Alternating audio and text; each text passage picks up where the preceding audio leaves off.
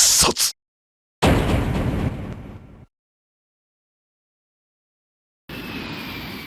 Thailand. Round 1. Fight. The Master Warrior, the Great Ogre, the Supreme Master of the Fist. No matter what name you may have heard for him, one thing remains constant.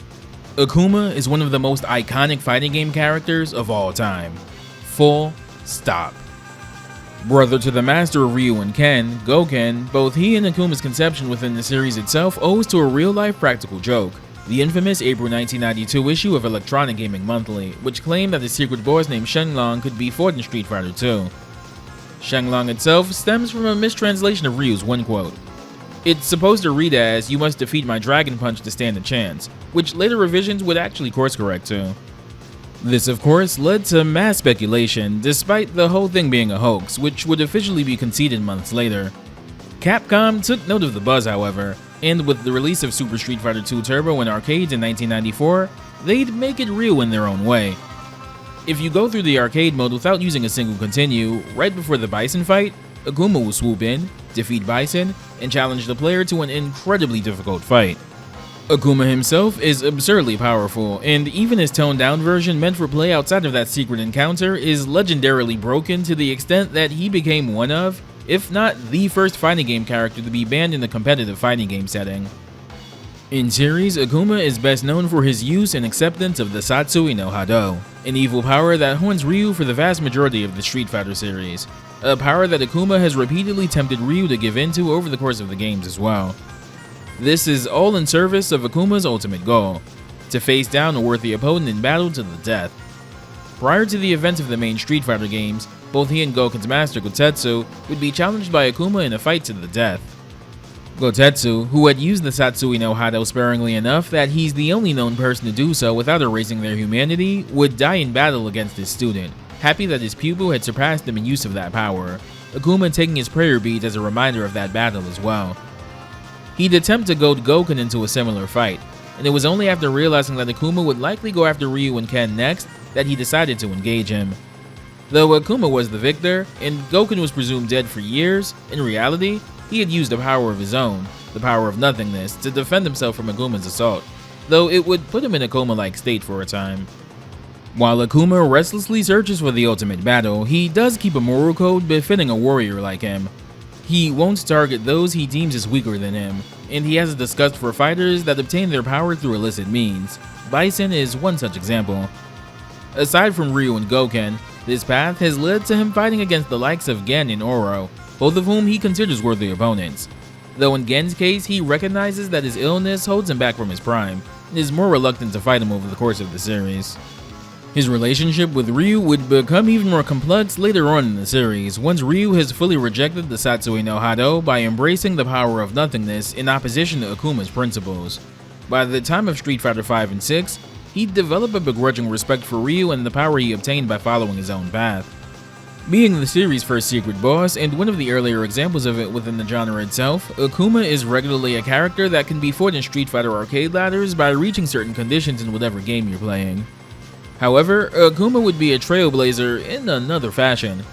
Like a similar secret boss from an earlier fighting game, Ryo Sakazaki in Fatal Fury Special, Akuma would have a guest appearance in a non-Street Fighter fighting game that would pave the way for a dedicated crossover fighting game series. In 1994, Capcom would release X-Men Children of the Atom in arcades in collaboration with Marvel Comics and Capcom staff that had worked on Street Fighter II in its various updates. According to Capcom, when drafting the contract for the game, Marvel had a notable stipulation. They wanted someone from Street Fighter as a special guest character in the game. While Ryu and Ken were considered, the development team ultimately went with Akuma. Their reasoning being that because Akuma debuted in Super Street Fighter 2X, the Japanese name for Super Turbo, he was already something of an X-Man. This of course would lead to the creation of the Capcom vs series down the line, starting with 1996's X-Men vs Street Fighter, where Akuma was also a secret character. Well, sorta. I can't underline enough just how important Akuma's inclusion in Children of the Atom is. Without that, there's a solid chance that this video, and hell, this entire channel, doesn't even exist. It's then pretty appropriate that given his ties to the Versus games, more than a few moves in Akuma's overall Street Fighter moveset have actually originated within these crossover fighters, which we'll be touching on over the course of this video. Because Akuma's voice clips are largely nondescript grunts reused from Super Turbo, Akuma doesn't actually have a credited voice actor for Children of the Atom, since Street Fighter II used uncredited voice recordings of Capcom staff for most character voices. Given his importance to and prominence in the Versus games, there's a lot to talk about here for Akuma, so let's not waste any more time.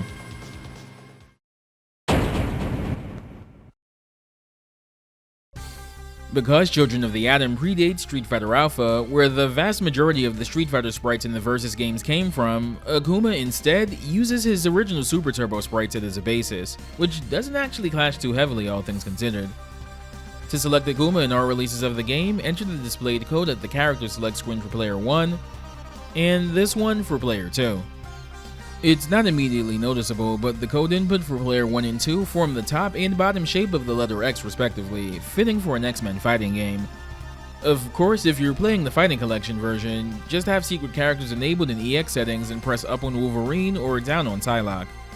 Akuma can also be fought as a hidden boss in the game as well, though reaching him here is actually a little more involved than in Super Turbo. When you fight him, he appears on Cyclops' Danger Room stage. Since he'll pop up before you go off to fight Juggernaut and Magneto in the arcade ladder, I've always liked to think that the Danger Room conjures up Akuma as a final challenge of sorts for the X-Men before they set off to Avalon to face Magneto. It makes sense in my head anyway. You'd think that with Children of the Atom being his second ever fighting game appearance, he'd be just as busted here as in Super Turbo, but that's not quite the case here. Air Fireball is still pretty good, even in the series with more powerful mobility options. His supers in general are pretty decent damage-wise. Most of Akuma's damage, however, comes from throws and corner setups, leaving him with not many mid-screen combo routes. He has absolutely abysmal stamina. Dive kicks recovery makes it pretty useless, and his supers have overlapping inputs, making it easy to accidentally input the wrong one if your inputs aren't clean. As I mentioned before, one of the most interesting things about Akuma's moveset in Street Fighter over the years is how many of his moves have actually come from his crossover fighting game appearances, the Marvel and SNK fighters being the biggest examples. We're gonna see a lot of them in Children of the Atom here. First off is the Go Hadoken, done with the quarter circle forward and punch. This is Akuma's standard fireball. If you're close to the opponent when doing this, the fireball will actually knock the opponent away. Akuma's had this since his very first appearance in Super Street Fighter II Turbo. Next is the Shakunetsu Hadoken, done with a half circle forward and punch.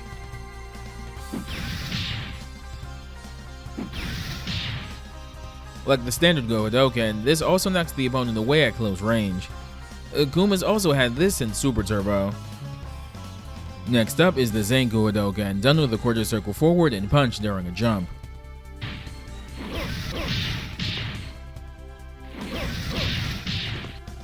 One of Akuma's standout tools, this version of the move is more in line with his unplayable boss form in Super Turbo since he fires two here. His playable form in Super Turbo could only fire one in the air, though it's still really good. This will also slow down his descent during a jump as well, making it a good way to stall and build meter. Dragon Punch and Punch is Go Shoryuken, Akuma's dedicated anti-air.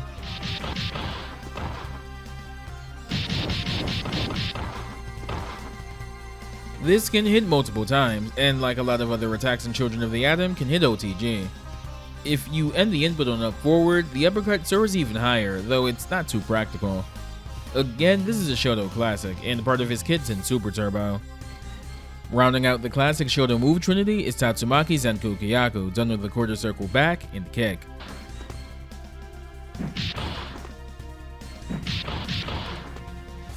Notably, if Akuma holds the back input as he does this, he'll stay in place during the Tatsu instead of advancing forward. This again debuted as a part of his moveset in Super Turbo. Next is Tenma Kuchin Kyaku, done with the quarter circle forward and kick in the air. Akuma dives downwards, foot outstretched, and dive kicks the opponent, before bouncing back off of them. That bounce back recovery makes this a not great move all things considered. This is the first of many moves that would become a staple for Akuma in mainline Street Fighter that actually debuted outside of it, this game being its very first appearance in a fighter before Street Fighter Alpha 1 brought it to the main Street Fighter games. Following that, we have Shoryu Rengoku, done with a quarter circle back and punch.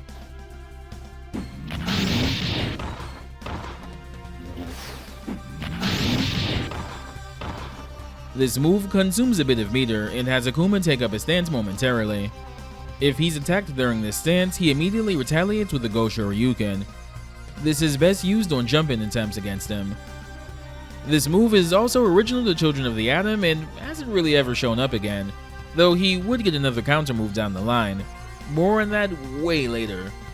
Ashura Senku is Akuma's trademark teleport, done with a Dragon Punch motion in 3 punches or 3 kicks. When done with punches, Akuma travels far, and when done with kicks, he travels a shorter distance. Do keep in mind that this consumes a bit of super meter, so it's not free like in Super Turbo. Misatsu Go Hado is Akuma's first super, done with a double quarter circle forward motion in 2 punches.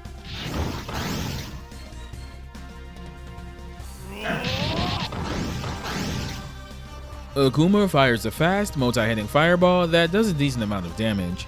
I've seen it said that this move debuted in the arcade version of the Street Fighter movie game, but considering Children of the Atom predates that game by a few months, that's demonstrably false, making Children of the Atom this move's very first appearance. Next up is Misatsu Go Shoryu, done with a quarter circle forward, followed by a half quarter circle forward motion and punch.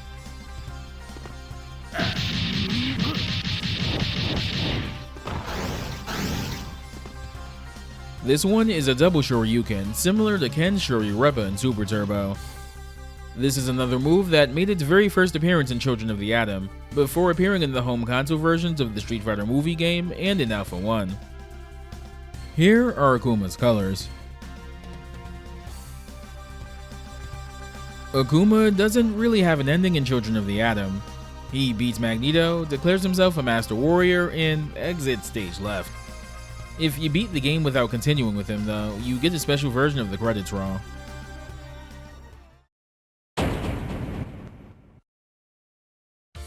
Akuma would make an appearance in X-Men vs. Street Fighter as a barely hidden playable character. Seriously, just press up on any of the characters in the top row, that's it. He'll also show up as part of a team with either Bison or Magneto if you play arcade mode and win without continuing or losing a partner. Akuma now has a proper voice actor, the late Tomomichi Nishimura, who also voiced him in pretty much every game Akuma would be in up until Namco crossed Capcom in 2005. His career spans decades though, having voiced characters in everything from Slam Dunk, Initial D, Yu Yu Hakusho, Panty and Stocking, and Naruto, as well as a ton of Japanese dubs for Western shows and video games. He was the Japanese voice of Mr. Dink and Doug even. Akuma's theme in X-Men vs. Street Fighter is a remix of his Super Turbo theme song. It's a pretty decent arrangement overall, though I'm one of those people that thinks his original Super Turbo theme is still the best version of his theme overall. I do think the piano samples here were an interesting choice though. For Akuma's first proper Versus Series appearance, he similarly gets a few souped up moves compared to Street Fighter and Children of the Atom, but how much better does it make him in practice? Air Fireball, as always, is a great tool. He gets Raging Demon now, and it surprisingly only uses 1 bar and can be comboed out of if timed right. And his Dive Kick now functions like the Alpha Series version, making it far more useful. He still has abysmal health though, and like the previous game, a good chunk of his most damaging combos are corner dependent. Akuma gets his command normals from the Alpha games here, like Zugai Hisatsu, sometimes localized as Skull Splitter, done with forward and medium punch. Akuma also has the same aerial command normals as Ryu and Ken, starting with Toe Kick, done with up and medium kick in the air. Like Ryu, Akuma also has the Senpu Kyaku, done with forward and medium kick. Fun little note about this move. In the initial 9.6, 10 release revision of this game, Akuma and Ryu were considered airborne during this move's active frames, allowing them to do things they wouldn't normally be able to do off of this move. Version 2 onwards changed this, though all 3 ROM revisions can be toggled in the Fighting Collection version of the game. Akuma also has the aerial Senpu Kyaku as well. And yeah, Akuma can do the silly Shoto Corner Infinite as well.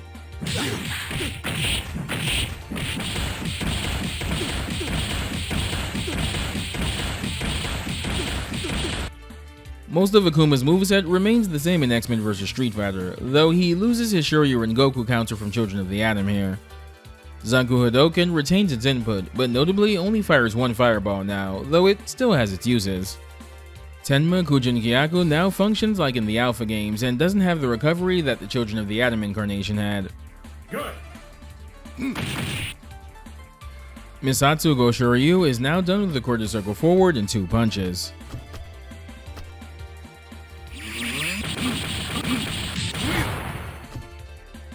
Akuma now gets Tenma Gonzaku, done with the quarter circle forward and 2 punches in the air. Marvelous. Akuma rains down a ton of Zanku Hadokens in succession for this.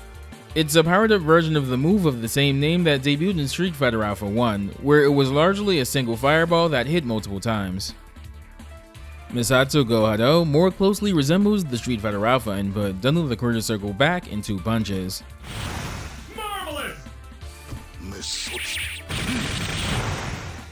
Like Ryu Shinku Hadoken here, it upgrades the original multi-hit fireball into a giant beam that stretches across the screen.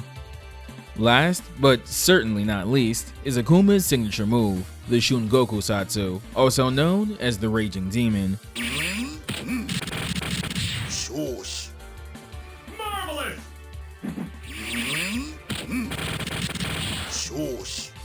To say that this is one of the most famous fighting game moves of all time would be a massive understatement. I'd argue it's probably the most famous fighting game super period. It's fast, flashy, iconic, and for whatever reason only uses 1 bar here. Akuma performing this move is the very first thing players saw him do back in Super Turbo, though he wouldn't actually get this as a usable move until Street Fighter Alpha 1. Yes, he has a move of the same name in the arcade release of the Street Fighter movie game, but it doesn't resemble the move as we've come to know it at all. Akuma actually wouldn't receive this as a usable move in any version of Street Fighter 2 until the Dreamcast port of Super Turbo, retaining it in the Game Boy Advance and HD remix releases of the game, along with Ultra Street Fighter 2 on Switch. Here are Akuma's colors in the arcade version. Color 2 is his color from Street Fighter Alpha 1 that you got by pressing light and heavy kick. And here's his exclusive colors in the Saturn port. And here's Akuma's ending.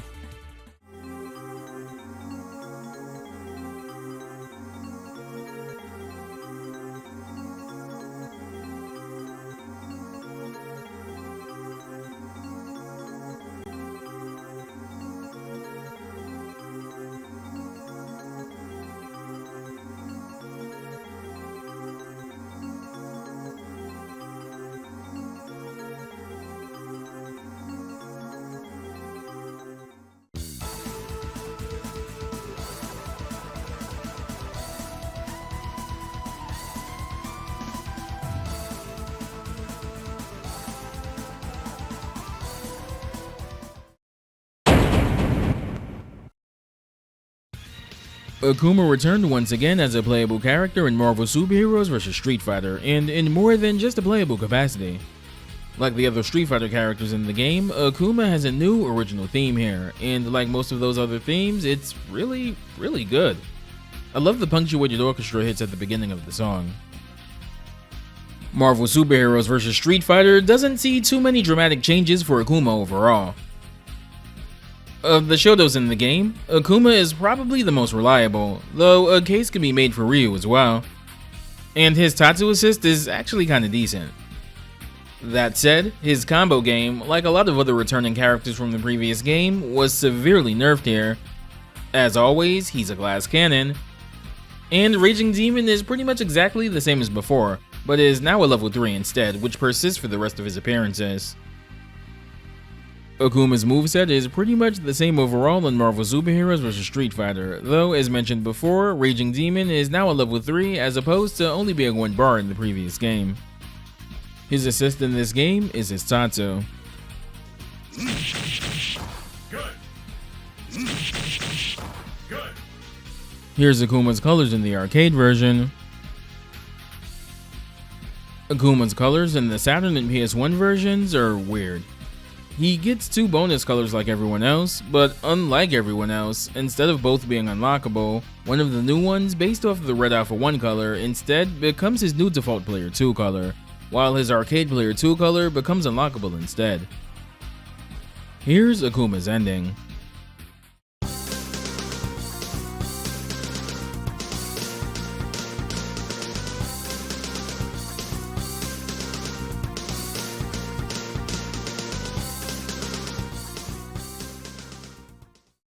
However, Akuma's legacy in this game is due to something a little more mechanical.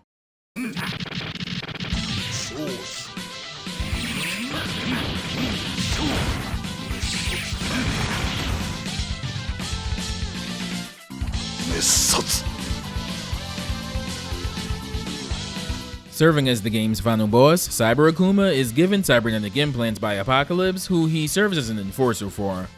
After defeating Apocalypse in the arcade ladder, Cyber-Akuma challenges you to a 2-on-1 fight, which sounds like it should be easy, but Cyber-Akuma is, well, pretty cheap. Cyber-Akuma is the game's final boss, and boy does he make you remember that. He has ridiculous projectiles between his fireballs and his standing heavy punch.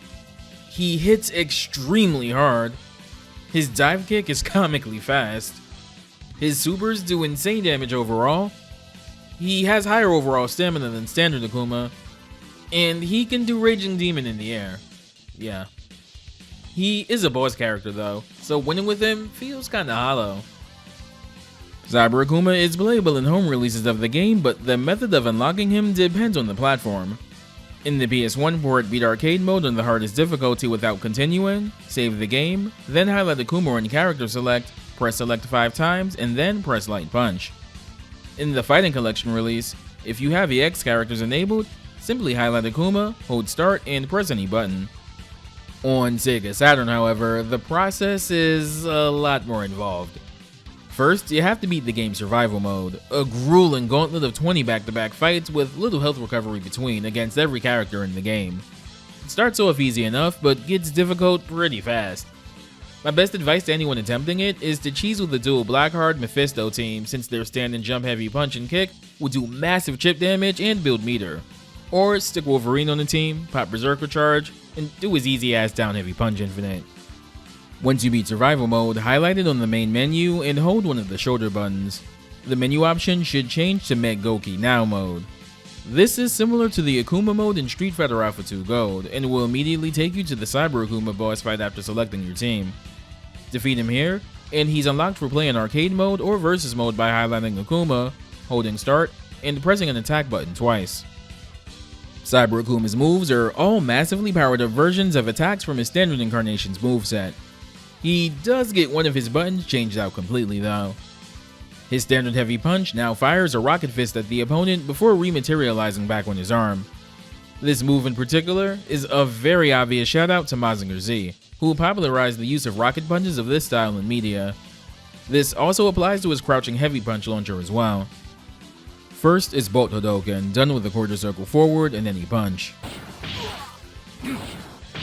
This fireball is way bigger than the standard one and it travels pretty damn far.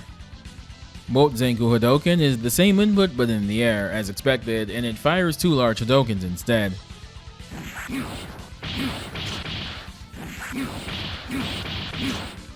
Shining Circuit Go Shoryuken is done with a Dragon Punch motion and punch.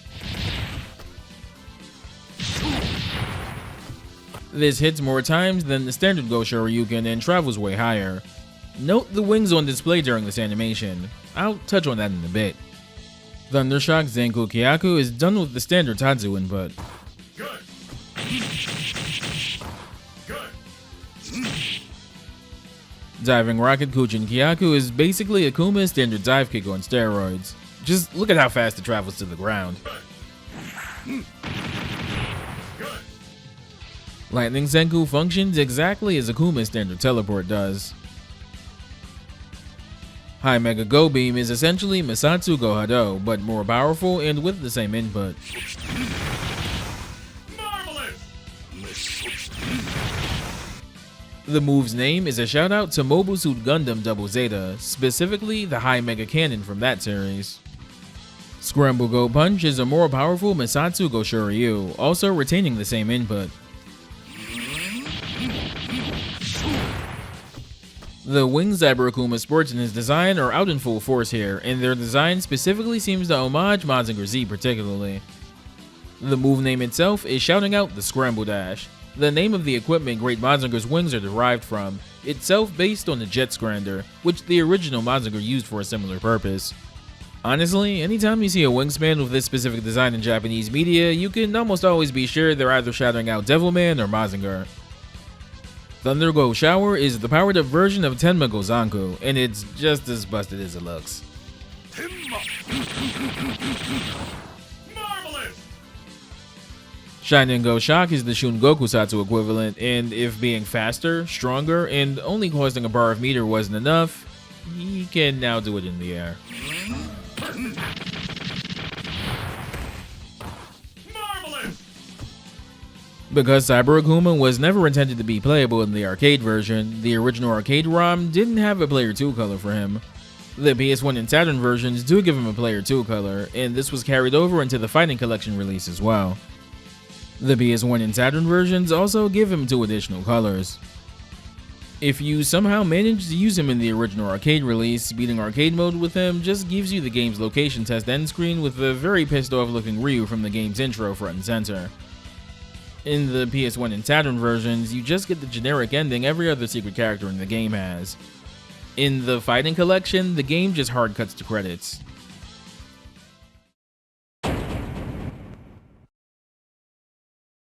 Akuma sat out Marvel vs. Capcom 1, though his function was available as a part of Ryu's complete change technique in the game.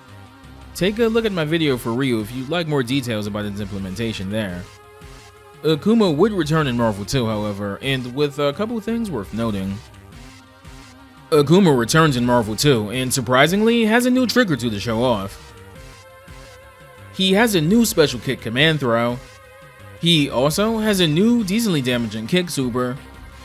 And he's pretty versatile offensively, sporting no less than 5 hyper combos overall. But he's pretty stubby outside of the above. He struggles more than others against characters that can keep him out of range. And as always, he's a total glass cannon in this game. Akuma pretty much retains his moveset from the previous game, retaining much of their properties as well. It is worth mentioning that Airtatsu can now combo into Tenma Go Zanku, and you have to be cognizant of your height relative to your opponent, since they can potentially drop out of it. He does get 2 notable new tools though. First is Jigoku Guruma, done with a half circle back and kick.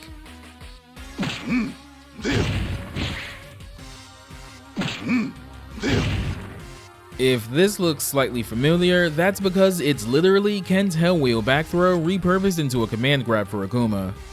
This move notably has no whiff animation and shares half its input with Tatsu, making for some safe option selects.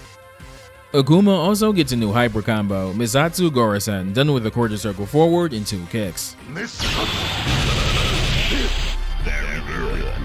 Akuma rapidly ascends while doing a Zanku Kyaku, knocking the enemy away on the final hit. Assuming you land every hit, this does a decent amount of damage. This super originally debuted in Street Fighter III Second Impact.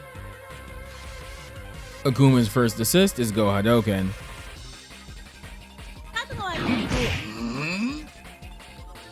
His second assist is Go Shoryuken.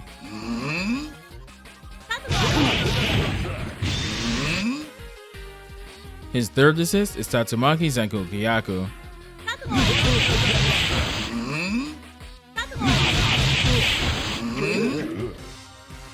Here are Akuma's colors.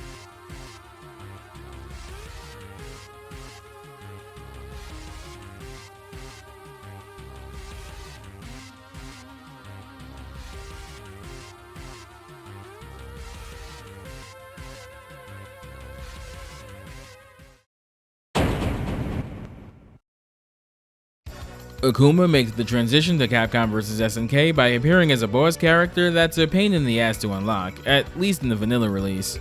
He also sports a new, really sleek looking sprite as well, alongside Ryu and Ken. Akuma returns to his roots as an unlockable boss in CVS 1, and though he isn't absurdly overpowered here, he is worth talking about. He's a ratio 4 character, meaning he hits absurdly hard. This notably makes him a potent threat against ratio 1 characters, some of which happen to otherwise be some of the best regarded characters in the game. And being ratio 4 actually helps mitigate his usual low stamina a bit. That said, it's balanced out by ratio 4 characters always being solo. And while ratio 1 and 2 characters are less of a threat for him, against ratio 3 and 4 characters, he has to work quite a bit harder. Akuma, just by nature of being a Shoto, more or less keeps the essentials of his kit intact in the transition to CVS, so we won't have to retread too much this time around, though there are some input changes to touch on. Akuma's crouching medium kick in previous games has now made its own command normal, Kurobushi kick, done with a forward and light kick.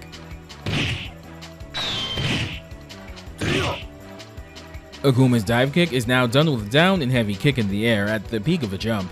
Any lower and jumping heavy kick comes out instead.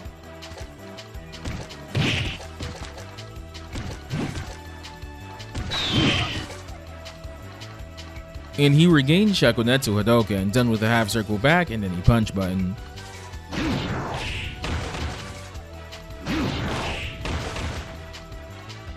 Misatsu Gohado is now done with 2 half circle back motions and punch.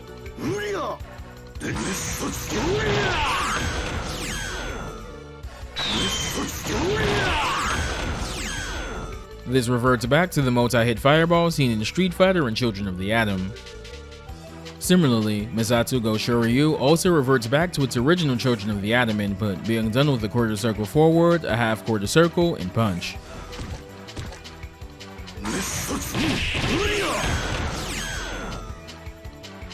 Tenma Go Zanku also goes back to its original Street Fighter form, being done with 2 quarter circle forwards and punch in the air.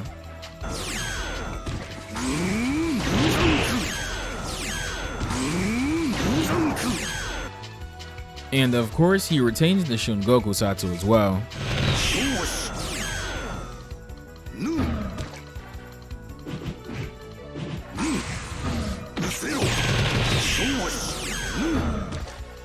Here are Akuma's colors.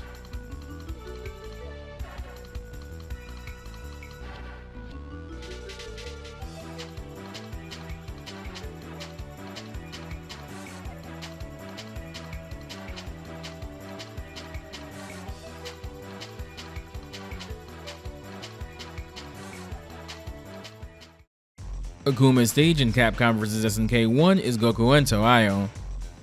Gokuento is a recurring island location in the Street Fighter games, usually associated with Akuma. Notably, this island is also the home of his Street Fighter Alpha 2 stage, which has a similar layout. Gokuento itself also appears in Street Fighter 6 as the location of Akuma's stage there, though it bears mentioning that Akuma sank the island in Ryo's Alpha 2 ending. Then again, Street Fighter lore has never been consistent, so it's really not worth getting a headache over. As I just mentioned, while the color palette of the stage is completely different, the layout itself somewhat references Akuma's Alpha 2 stage. It features 2 large statues on the sides of the stage with an opening in the middle, providing a deeper look into the cave. The statues in the background seem to be of demons, which fits both Akuma and the stage lore itself. In series, it's said that Gokuento was home to many demons. There's also notably flowing water on the stage as well. Not enough that the fighters are ankle deep or anything, but enough that there's multiple pronounced water ripple and splash effects on the stage anytime someone lands from a jump or gets a hard knockdown, which is a neat touch. You'll likely only ever see this stage regularly in training and versus mode. Since in arcade mode, it's firmly attached to Akuma, who's a secret boss. To unlock him, get at least 4 super finishes and rack up at least 81 groove points before the final stage, and he'll show up to fight before the final battle. Groove points in CVS1 particularly are kind of a pain in the ass to earn. You'd think that you'd get them by, I don't know, playing skillfully and with intention, but no. The game actively punishes you for poking, using normal smartly, and moves that hit multiple times. Instead, the game rewards spamming special moves, particularly projectiles and super moves. It's dumb. The stage theme itself is titled Akuma, Worth of My Fist. It's a pretty okay theme, though I'd be lying if I said it immediately evoked Akuma for me. I do think it makes for a great training mode theme, however.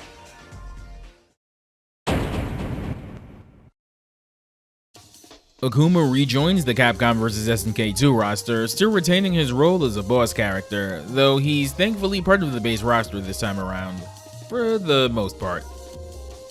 Akuma returns in CVS 2 and retains his usual glass cannon design, though he finally gets a tool he'd been missing in the Versus games up to this point. Akuma now gets his Demon Flip special from the Street Fighter Alpha games. Light DP can lead to some great Oki setups, and he benefits particularly well from End Groove for many reasons, not the least of which being able to hide his Raging Demon input behind Max Mode activation.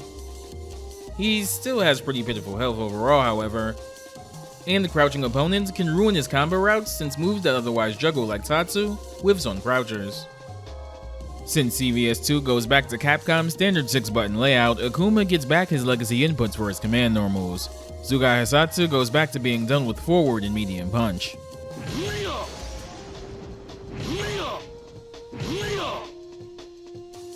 In Tenmaku Jin Kyaku goes back to being done with down and medium kick at the peak of a jump.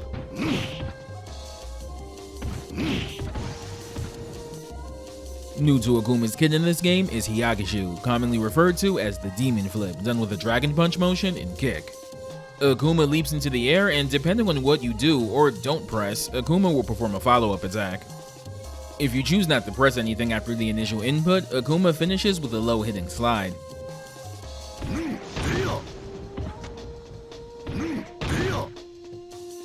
This follow-up's existed since the move itself back in Street Fighter Alpha 1.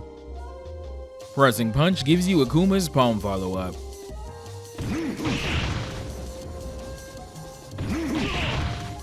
This knocks down, hits overhead, and is plus on block, making it one of the better flip follow-ups for pressure. This one also comes from Street Fighter Alpha 1. Pressing Kick has Akuma do an overhead stomp kick follow-up.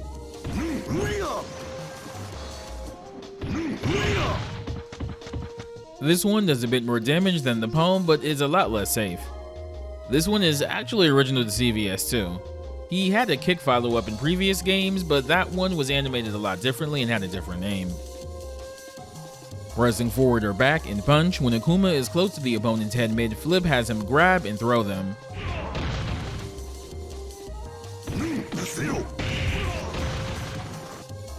This one also originates from Alpha 1. Pressing forward or back and kick when Akuma is closer to the opponent's upper body mid-flip has him do this spinning throw.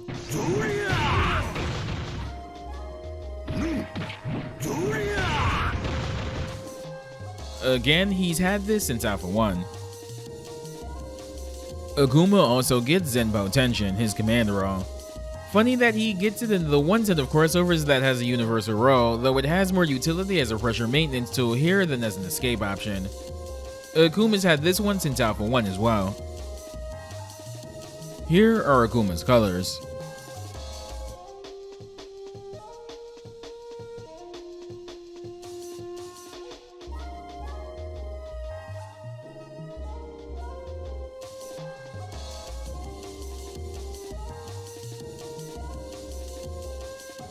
Akuma can be fought in arcade mode as an optional final boss by satisfying at least 2 of the following conditions: getting 1000 groove points, reaching and defeating Bison or Geese's mid-boss fight, having 4 or more special move finishes, and 2 or more super move finishes. After the tournament finals in Osaka, Akuma will challenge you. This stage is admittedly simple, yet sets up incredible atmosphere. The stage itself takes place on the roof of the castle during a thunderstorm, with buildings from Osaka draping the background scenery. Every now and then, you'll see lightning flash in the background as well, which may admittedly be a little distracting for some, but it really does help set the mood. Above all, I think this stage's standout element is its sound design. Contrary to pretty much every other stage in the game, this stage theme has little in the way of anything melodic and instead aimed for ambience. Between the pitter-patter of the rain and the ominous-sounding tune, it's always reminded me of the kind of thing you'd hear during a tense moment in an anime from the 90s or something. I guess Capcom must have realized this stage had some good-ass aura during development as well, since one of the game's pieces of key art features Haomaru and Ryu having a stare-down on this stage. CVS 2 doesn't have much in the way of character endings, but beating Akuma here does actually give you a proper ending sequence, even though it's a cliffhanger. However, there's a way to see what happens next. Start up arcade mode again and fulfill one of two conditions. Obtain 1500 groove points, defeat Bison or Geese in their mid-boss fight, and get one finest KO by the final stage. Depending on the groove you chose, or the number of taunts done in matches up to this point, this will happen.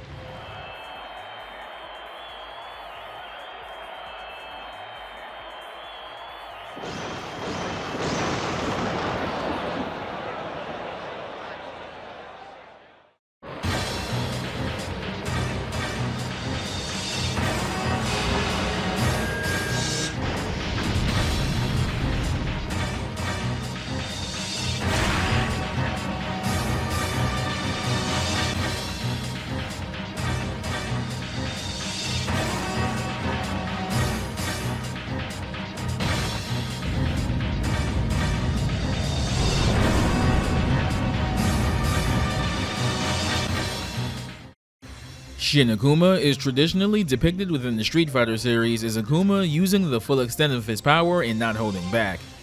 He's often presented as an unlockable super boss, starting with Street Fighter Alpha 2. In some games, he's even playable via a code, or in Street Fighter 6's case, holding certain buttons to extend his taunt for a long enough time. Capcom vs SNK 2 Shin Akuma is a very special case, however. Here, the Satsui no Hado is augmented by the power of Orochi, gifted to him by a dying Rugal. The result is a version of Shin Akuma well beyond anything seen up to this point in any game.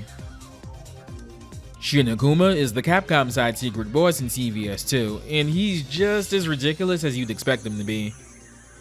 He has absolutely overwhelming offensive capabilities, befitting a secret boss.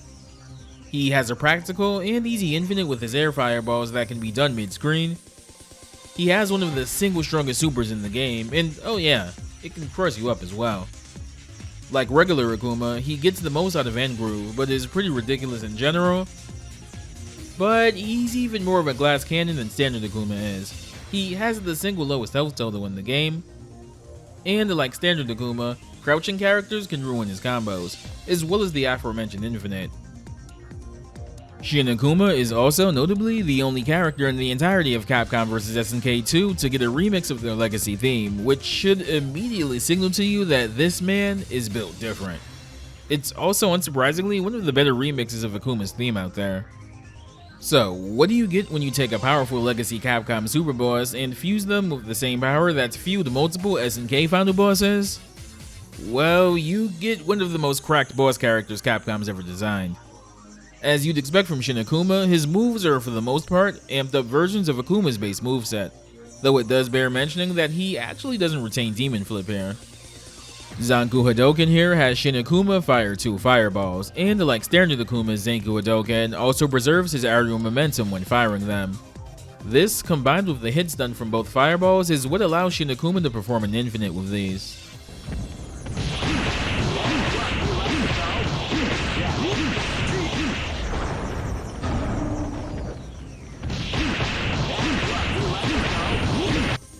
Akuma also gets a dedicated counter move for the first time, Tenma Shiredo, done by double tapping down and pressing all 3 punches or all 3 kicks.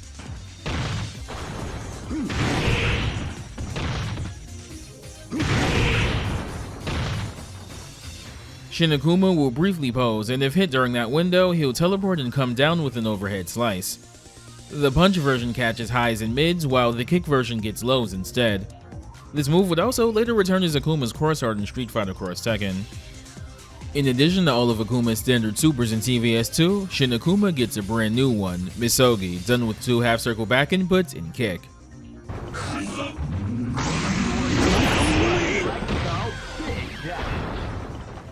This is an unbelievably fast move that can punish damn near everything in the game from full screen, and if I'm not mistaken, is the single strongest super in the game, just barely beating out his own Shun Gokusatsu.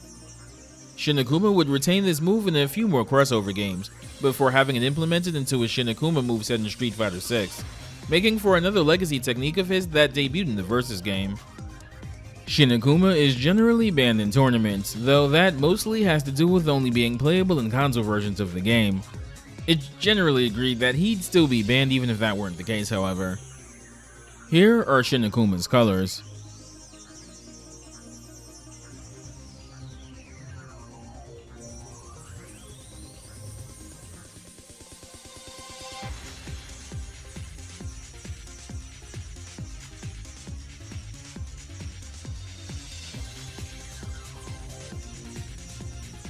Beating Shin Akuma in arcade mode will unlock him for play in the console versions of the game, though you can enable him via EX settings in the fighting collection as well. Defeating him also gives you an ending scene where dying Akuma is seemingly saved by Orochi's power, with a large whirlwind that seems to be evoking Genin specifically.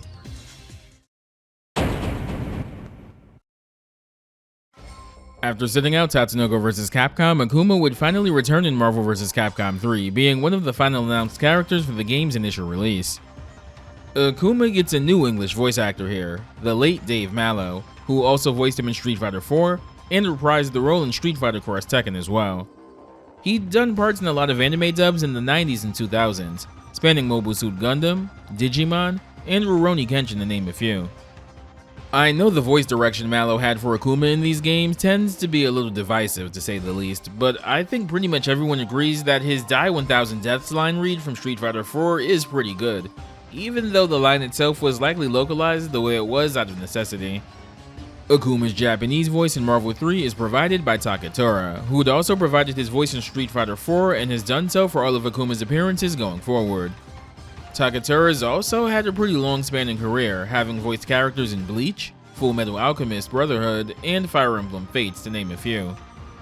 Akuma's theme in Marvel 3 is another remix of his classic Super Turbo theme, and it's a pretty good version of it overall. Honestly, both Street Fighter 4 and Marvel 3 have really well done, sensible takes on this theme, and while the Super Turbo version is my favorite, I kinda like this one more than the X-Men vs. Street Fighter rendition. Akuma is once again an offense-oriented rush-down glass cannon in Marvel 3, but he gets some interesting tools that make him both a good team player and gives him some useful versatility. Tatsu Assist is ridiculously good. You ever seen that meme of Wolverine holding the picture of Akuma in bed? This assist is why it even exists. His solo damage output is actually pretty good, especially when stocked with meter. And he has a ton of supers, some of which can even be chained into each other.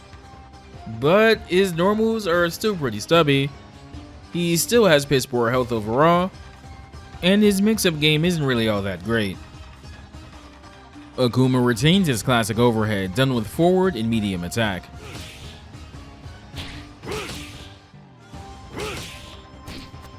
He also gets Senpu Kyaku back, done with forward and heavy attack.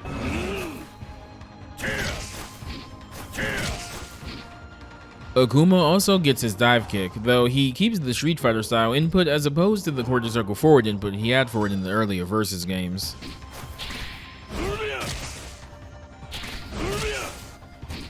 Go Hadoken is as always done with the quarter circle forward and attack.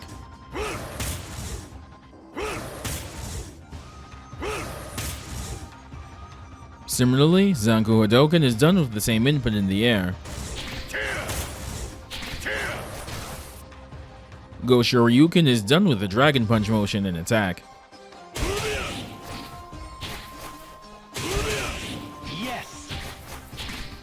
Should be noted that this is one of Marvel 3's few invincible meterless reversals. Tatsumaki Zenku Kyaku is done with the quarter circle back and attack.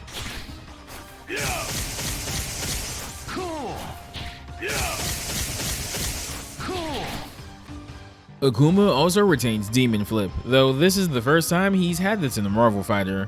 It's now done with the reverse Dragon Punch motion and attack. Most notably, Akuma can now do this in the air, and it'll actually change his jump trajectory as well. The strength of the button press dictates how high he flips.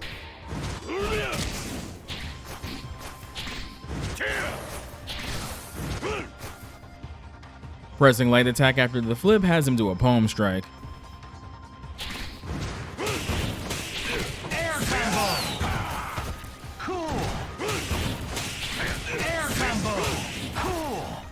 This notably ground bounces the opponent and can be used for combo extensions. Pressing medium attack after the flip has him go into a dive kick.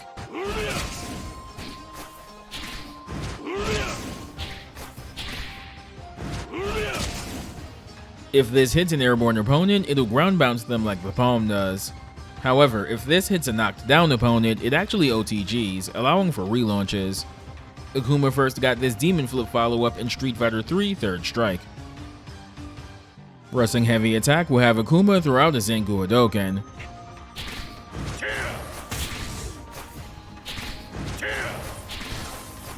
This notably allows Akuma to skirt around his normal limit of one fireball on screen by doing a Zanku Hadouken, then immediately doing Demon Flip into the fireball follow-up. This follow-up was actually made specifically for Marvel 3, but was implemented into his moveset in the 2012 revision of Super Street Fighter 4 Arcade Edition as a possible follow-up to his EX Demon Flip. That's another one on the list of moves that came from the Versus games. Akuma also retains his teleport done with the Dragon Punch motion and the special button.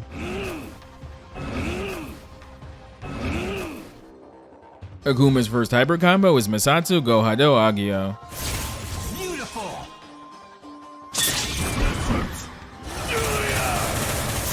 Sweet. Akuma fires a massive flurry of fireballs at the opponent. This does more or less damage depending on your distance from the opponent, though there's a bit of RNG involved with the damage output as well.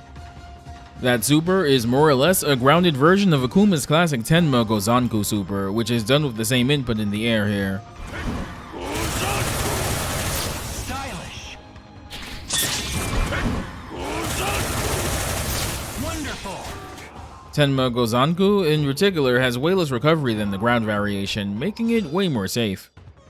If Akuma does the input for Agio but holds heavy during the startup, he'll get a beam super instead, a powered up version of Masatsu Go Hado. Excellent.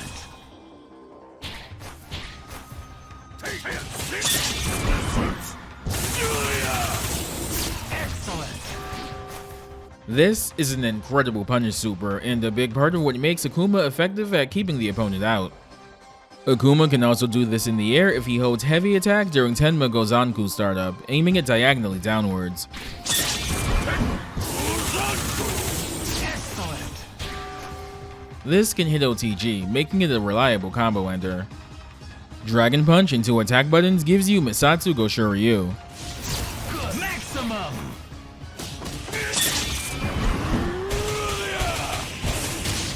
Great. Maximum. Being an invincible reversal, smart use of this can be a get out of jail for a small fee card in certain circumstances. Akuma's level 3 is of course the Shungoku Satsu.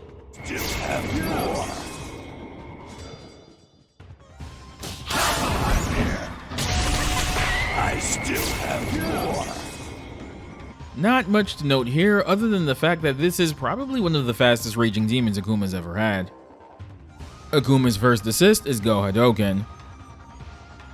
Crossover assist. Crossover assist. His second assist is his Tatsu. Crossover assist. Yes. This is far and away his best assist, and a large part of what makes him synergize with rushdown characters like Wolverine so well. His third assist is his Demon Flip dive kick. Crossover assist. Here are Akuma's colors.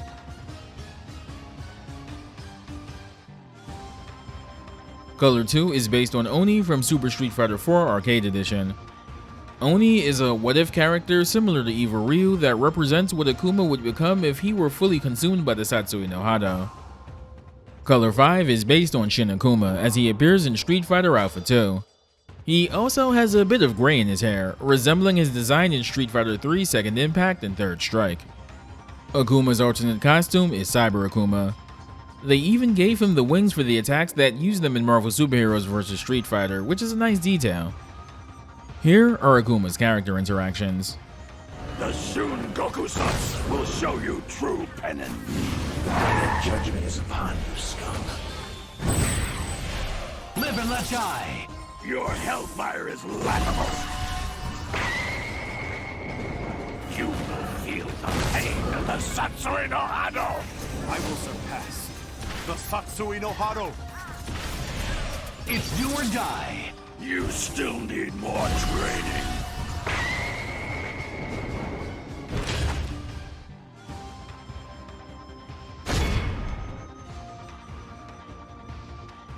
What is this? Mockery? Unknown entity, proceeding with extreme caution. It's do or die. Your toys will not defeat me!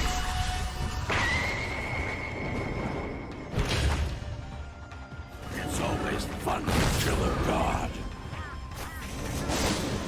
Let your one battle be dedicated to Odin, the All-Father. It's do or die. I have killed a god with my fists.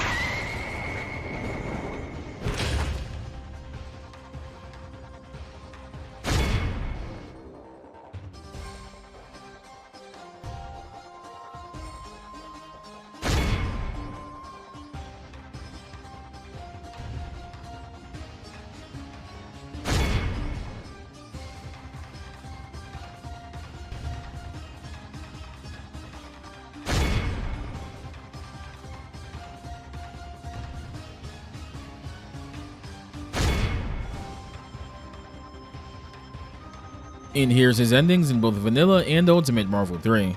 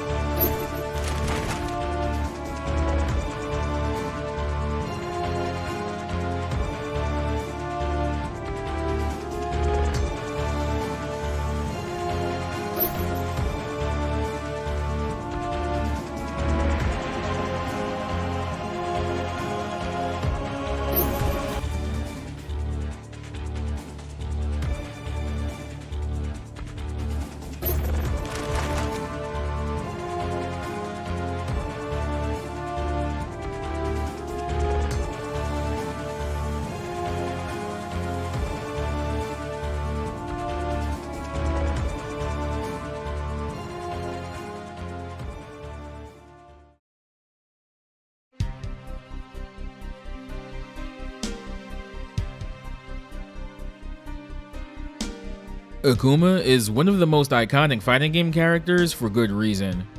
He represents so many things about fighting games as a whole. Their secrets, their boss fights, the way they're balanced, the list goes on.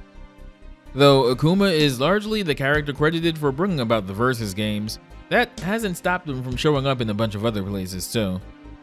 He's of course in other Capcom crossovers like Puzzle Fighter and Pocket Fighter, as well as Street Fighter Cross Tekken, and also appeared alongside Ryu as a part of Asura's Wrath DLC episodes. A giant robot version of Akuma also appeared as a secret unlockable character in the PlayStation and Sega Saturn ports of Cyberbots as well. Akuma's even wandered past the confines of Capcom developed stuff as well. He's been in both of the SNK developed Capcom crossover fighters, and perhaps most notably, joined Tekken 7 as a guest character, and notably integrated him into the lore of the series, something kind of rare for fighting game guest characters in general. These days, Akuma seems to pretty reliably be DLC bait for Capcom games, and considering how popular he is, it's easy to see why they do it. No matter what direction Street Fighter goes in the future, he'll definitely be there too. That's going to do it for this video. As always, thanks for watching, and a special thanks to the patrons that support the channel. Take care, stay safe, and I'll see you next time.